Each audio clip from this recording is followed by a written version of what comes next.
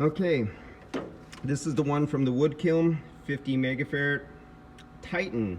It's an American company, but what do you see really close right down in there? Ah, made in Chattanooga, Chicago. No, made in China. American company. I see guys put videos on it. Yeah, I put on capacitors.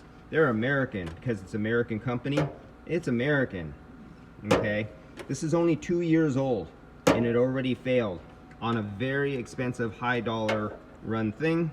This should not happen. So here we go. What do we got?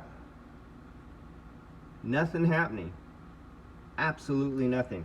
Let's go over to this little guy who I know is a 5 megafarad, I believe. There. And what do we got? 5.3. This I know is brand new because I just put this motor in a couple months ago, and then they took this whole unit out. So this is, I know this is brand new and this is brand new. So this is 2 years old.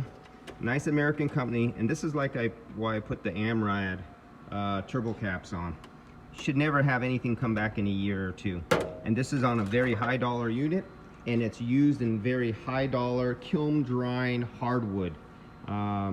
If your unit doesn't work, all your boards, you could have tens of thousands of dollars in boards, hundreds of thousands of dollars of boards, and the compressor stopped, it overheated because of this, and you can lose a whole a lot of boards. Basically, it's a container filled with boards with a kiln dryer in it, and they put a freaking 50-cent Chinese capacitor on a high dollar, what's that word you use for, where something like mission critical, something really critical, and they put this shit on it.